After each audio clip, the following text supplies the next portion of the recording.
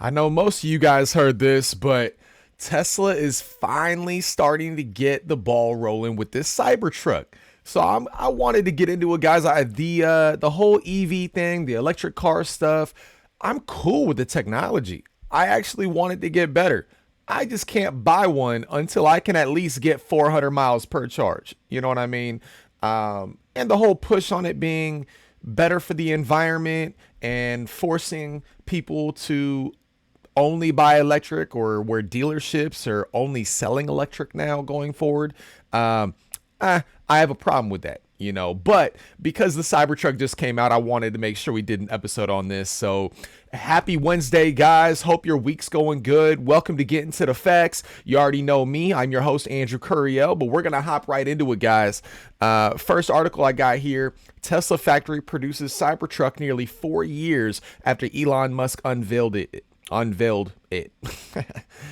Tesla has manufactured its first Cybertruck nearly 4 years after founder and CEO Elon Musk touted the automaker's first electric pickup.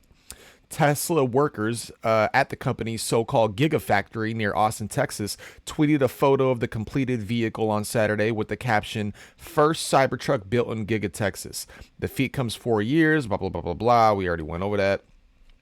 The Cybertruck's stainless steel alloy body is strong enough to withstand certain types of small firearms, Musk has said. He has also estimated the truck will be capable of towing 14,000 pounds.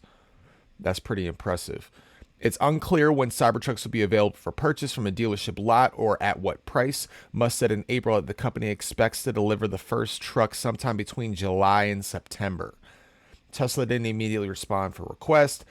When it does hit dealer floors, the Cybertruck will be entering an increasingly competitive electric vehicle market, including for pickups. Rival company Rivian sells its R1T with a starting price of 73 grand. Yeah, definitely the average person won't be able to get that. And General Motors offers the Hummer EV pickup, which I'm telling you guys, look, once they get it better, because I've seen some videos where it takes like 48 hours to fully charge the Hummer. But man, when they get that figured out, and I can get like 400 miles per charge on that, man, I might have to try to get that, because that would be enticing for me personally. And then Ford makes the F-150 Lightning, which they just started doing recently. I mean, honestly, guys. Oh, and then right down here, Tesla originally said it would make 3 versions of the Cybertruck with prices ranging from 40 grand to 70 grand. And later the company removed prices from the webpage where customers could pre-order the vehicle. But I'm being honest, guys. The electric vehicle thing is pretty cool. These cars are getting a lot better. I mean, they're getting a lot better. So I'm not against it. What I'm against is the mandating. And they're trying to say it's because of the climate, because of the climate. If you really look at the numbers, because of how these batteries are made and how the mining is done to create the batteries, it's using natural gas.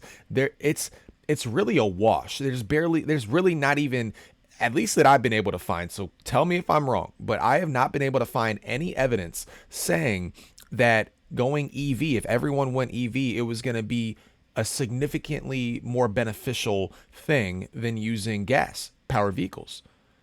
I just don't see it.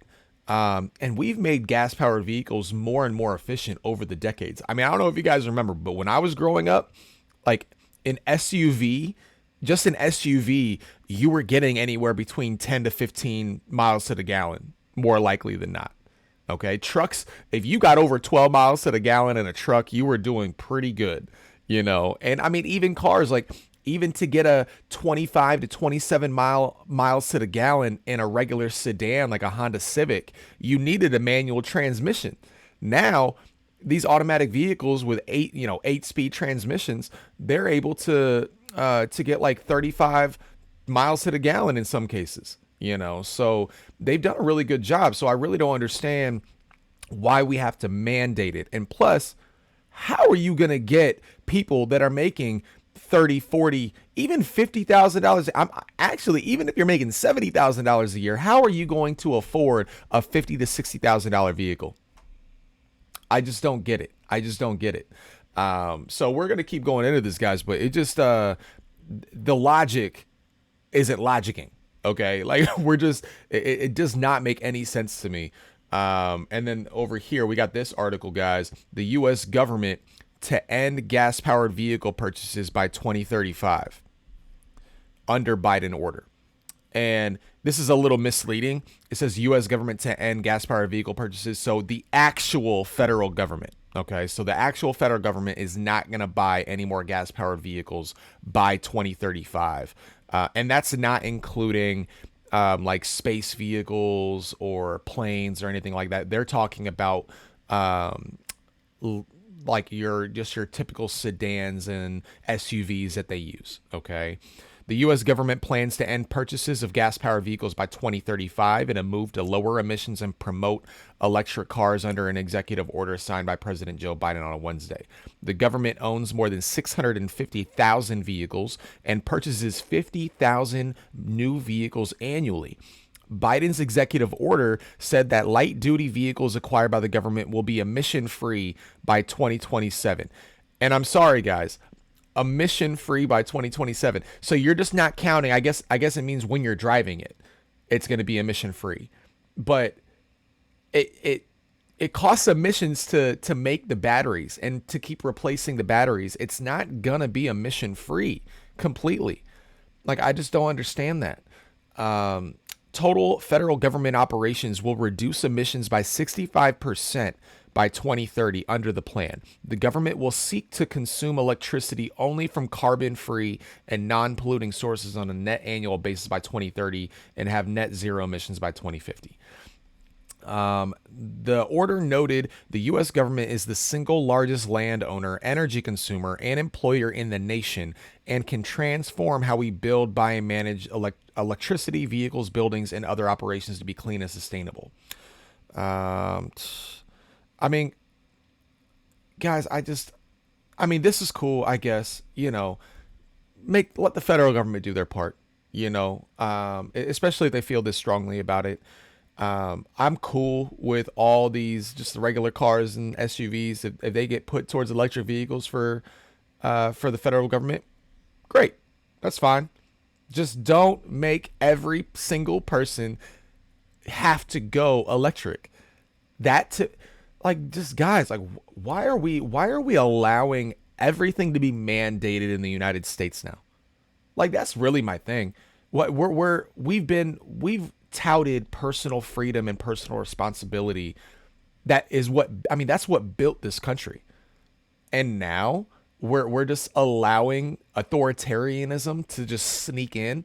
Like, I'm not saying that this is, some dictator thing, like, you can't drive gas powered vehicles. It's just, if we keep allowing this and keep inching this way, we're just getting more authoritarian as the decades go on.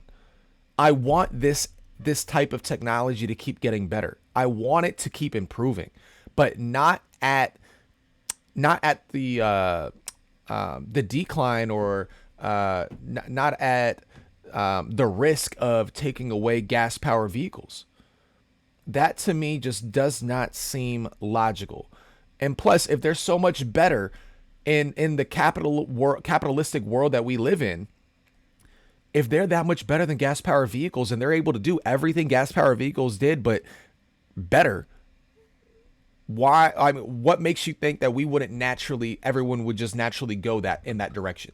You know what I mean? So I just don't like that, guys. I don't like being forced into doing anything that doesn't make sense, and then here, this article, not even an article, but it's from the Kansas City Star. The 7 states that now plan to ban gas-powered car sales. All of the planned bans are in coastal states. In addition to California and Maryland, Massachusetts, New Jersey, New York, Oregon, and Washington have made the commitment to stop allowing sales of new gas-powered vehicles after 2035. Okay, so we still got a ways to go. So I'm not saying this is like tomorrow, but they're putting laws and they're putting regulations in place to make this happen by 2035 at the latest. Okay, they're really trying to push this, and again, man, I just don't I just don't want politicians and government entities to tell me that I can or cannot buy something that you've been able to buy and use in the United States since cars were invented. Okay. And it's not like these are just, black smoke pouring out the exhaust pipe, vehicles. Like these vehicles have gotten a lot better over the years, So I just think if we're trying to worry about the environment, I just don't think this is the right way to go about it. And especially when it's at the detriment to the average American, because the average American is going to see the full brunt of this when it comes to the cost of it, when it comes to all the, especially when they do ban it completely, from purchasing new ones. Guys, I don't understand how our electric grid is going to be able to handle that, which we're going to get into as well. Right here, let me see, who is this guy? Shumavan said Kavala CEO Aram Shumavan said that if grid infrastructure doesn't keep up with the EV boom, drivers can expect charging difficulties such as long queues or only being able to charge at certain times and places. An overly strained grid will also be more vulnerable to extreme weather events and prone to blackouts, which California experienced in 2020. Don't know if you guys forgot about that. The most straightforward way to meet growing electricity demand is to bring more energy sources online, preferably green ones. But though it's easy to cite coal and natural gas plants close to population centers, the best solar and wind resources are usually more rural. That means what the U.S. really needs is more high voltage transmission lines, which can transport solar and wind resources across country and state lines. But Gramlich said that while we're constantly spending money replacing and upgrading old lines, we're hardly building any new ones. I think we need probably about 20 billion or 30 billion a year on new capacity, new line miles, and new delivery capacity. We're spending close to zero on that now. I mean, guys, again, we're just not playing. Like, we're putting all these policies in place. Like, we're going to stop selling gas powered vehicles by 2035. We're going to stop doing this, stop doing that, go all electric. And we're not doing what we need to do to our infrastructure to bring it to the level needed to take on that extra capacity. Like, guys, I don't know if you know this, but like electricity, the only the only thing that that stores it and facilitates how it's controlled is the electrical grid. How is the electrical grid powered? By natural gas. Okay? It is. I'm sorry. Solar and wind does not do enough. And solar, especially solar, cannot be used in so many states. Like, you can't supplement that. Not every state is Arizona or California or Nevada. Okay?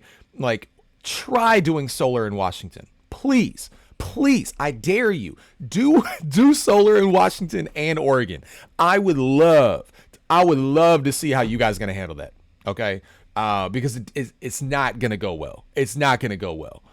And guys, it's just like, man, if we want to take care of the environment and switch our energy source, the only source that's going to give us the energy needed, and it's going to be clean from carbon emissions, at least more than any other energy source that we know of as of today, is nuclear power.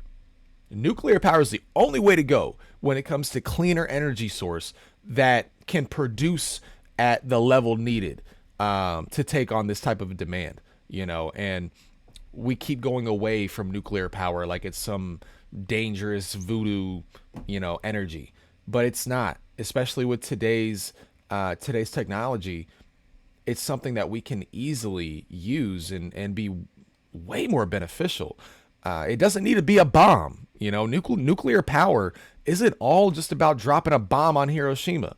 Like, I don't know if you guys played the game Fallout. I mean, obviously in that one it went bad because there was an apocalypse. But in the game Fallout, like, nuclear power ended up being used, in the story after World War II. They ended up using nuclear power, and everybody had their own personal robot to help clean the house and do all this stuff. And you had flying cars and you had all this stuff. So, it's just not saying that's realistic. I'm just saying, like, we could have we could have went down that road with nuclear power, and we could have been so much farther along, you know. So it's just this type of stuff, guys, just shows you the facts on how far we're behind. I mean, we're sending 76 billion over to Ukraine to help fight this stupid war. We need 20 to 30 billion, so less than half of that, and we could bump our infrastructure up to be kind of already ready, you know, for the switch to electric cars, which if that's what you want to do, that's what we should be doing. But you're trying to force this, and you're not even getting our electrical grid and our infrastructure to a point to be ready to withstand the increase in demand that we're gonna have. And to me, guys, I mean, to me, I think that's what's so concerning, is because I think that they are wanting to do that on purpose, in my personal opinion. You know how much easier it is to control when and where people can drive or leave their house, or how far they can go, if they can just shut down your capability to be able to charge your vehicle. Because now you can't put gas in your vehicle. Now it's just about charging your vehicle. If they do this and we go straight electric, and almost everybody's got an electric vehicle, at least the ones in major cities, they are going to be able to shut your movement down so quick. So quick. I mean, that's why I don't like having too much smart technology in my home. You know, I don't want absolutely everything to be ran on a smart device, because it's going to be too easy. It's going to get to a point where it's going to be too easy. They're going to be able to shut things off. I don't know if you guys have seen, there was this article from a while ago, I think a couple of years ago, where there was this new program that they tried implementing in a certain county. I forget, I think it was in California, where you could opt into this program. You'd save a whole bunch of money on your electric bill, but it'd be a smart program. Nobody really looked at the fine details. What ended up happening was, when the electrical grid got overloaded, or they were on the verge of a blackout, they could not control their thermostat in their home no more. The electrical company that set that thermostat up, it's a smart thermostat, so they were able to dictate the temperature in their homes while there was, you know, an emergency, because we're about to get over, you know, the electrical grid was about to get overrun. And to me, guys, that is something that is very apocalyptic. Like, I don't want anybody in control of anything in my house. Like, it's my house. I'm going to be as comfortable as I want to be, and as I can be. Okay. It's the government's job to make sure our electrical grid is up to date, running at a good capacity to be able to withstand the demand that's needed. Why you can't just be limiting my consumption of energy, and that to me is just nuts. It's absolutely nuts. And then over here we got this new article too, from Forbes. California's EV announcement came at an unfortunate time, because the state soon thereafter experienced a heat wave. This led to a surge in electricity demand, creating the possibility of widespread rolling blackouts. The heat wave continues. For 8 successive days, California's independent grid operator, Cal ISO, the body that manages the transmission grid, has issued flex alerts, asking households to voluntarily reduce power use, including not charging EVs between 4 to 9 p.m.